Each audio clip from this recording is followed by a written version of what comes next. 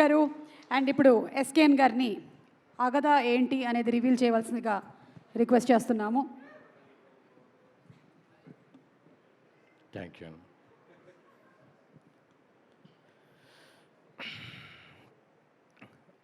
ఇండస్ట్రీలో మనం వచ్చాక కొన్ని సక్సెస్లు ఉంటాయి, కొన్ని అచీవ్మెంట్స్ ఉంటాయి. రాజుగారి సినిమాకి గెస్ట్గా రావటం ఇది నా అచీవ్మెంట్ అనుకుంటున్నాను. Thank you sir. ఎందుకంటే ఇప్పుడంటే ప్రివ్యూలు ఉన్నాయి, రివ్యూలు ఉన్నాయి.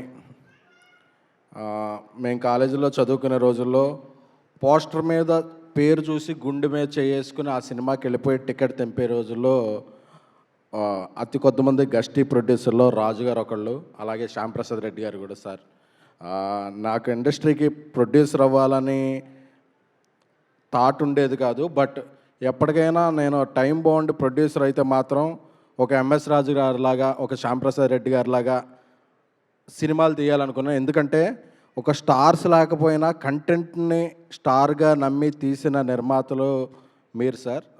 మీరిద్దరూ ఇక్కడ ఉన్న స్టేజ్ మీద నేను మాట్లాడటం నాకు చాలా అదృష్టంగా. Thank you sir. రాజుగారు అంటే ఒక్కడు, అంటే అందరిలో ఆయన ఒక్కడు. రాజుగారు అంటే వర్షం.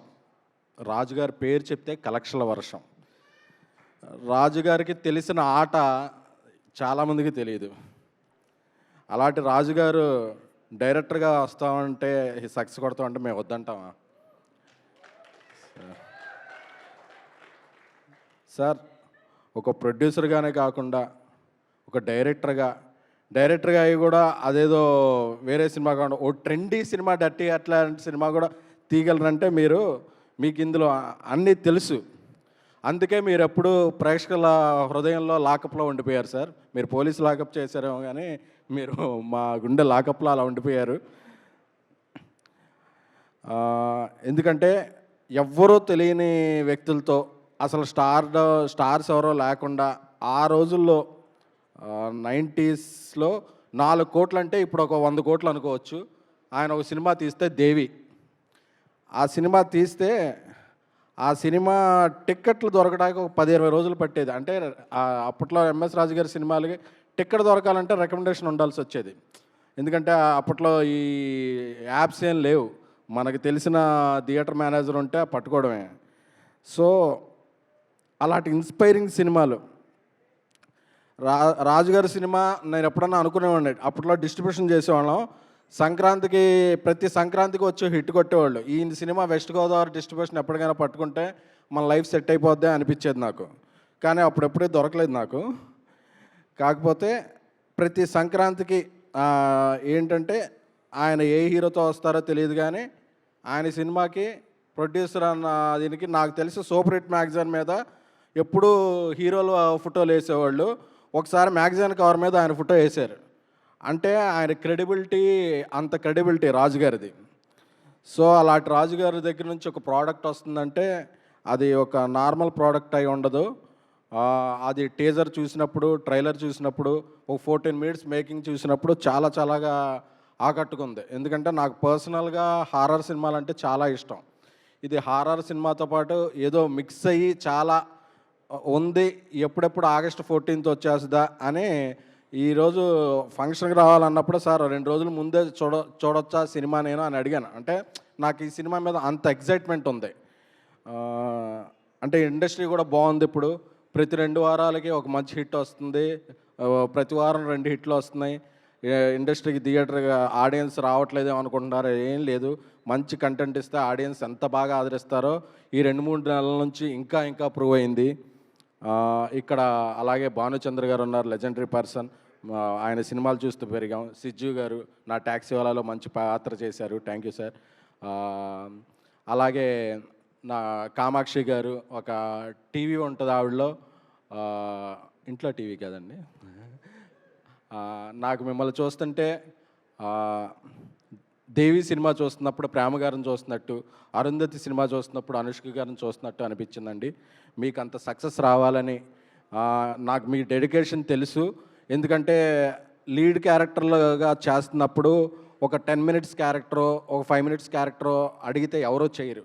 ఆవిడ క్యారెక్టర్లో లెంత్ని చూడకుండా దాని స్ట్రెంగ్త్ని చూస్తూ ఏ క్యారెక్టర్ వచ్చినా చేస్తూ ఆవిడ చాలా ఇదిగా ఉంటారు. సో అలాంటి వ్యక్తులకి చాలా మంచి హిట్లు రావాలని కోరుకుంటున్నాను. శ్రావణ్ కూడా మంచి మిత్రుడు చాలా కాలం నుంచి. శ్రావణ్ అసలు ఎరగదీసాడు. అసలు ఇది చూస్తుంటే అసలు శ్రావణ్లో ఇంకో యాంగిల్ ఉందా అని అనిపించింది.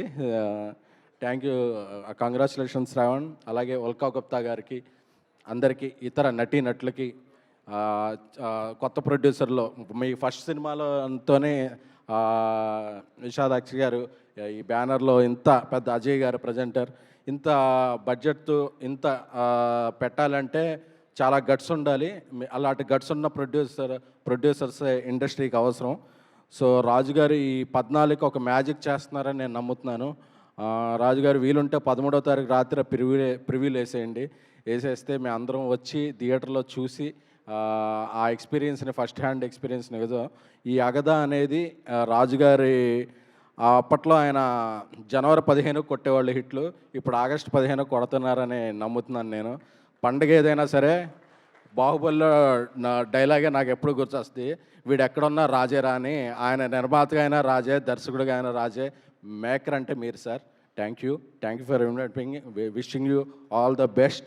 విషింగ్ అగద నన్ను wishing humongous blockbuster sir. Thank you sir.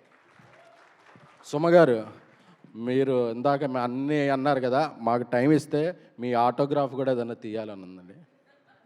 Autobiography? అవునండి, ఆటోగ్రాఫ్. అదే థ్యాంక్ యూ. తప్పకుండానండి, ఆటో దొరకగానే చెప్తా. Thank you. అండ్ చాలా చక్కగా వెళ్ళిపోయారు ఎస్కేఎన్ గారు. అగద గురించి చెప్పేస్తారు అనుకున్నాను, కానీ మనం ఆగస్ట్ 14న థియేటర్కి వెళ్ళి చూడాల్సిందే అగద గురించి. అండ్ అలాగే శ్రవణ్ రెడ్డి గారు, కంగ్రాచులేషన్స్ టు యూ. మనం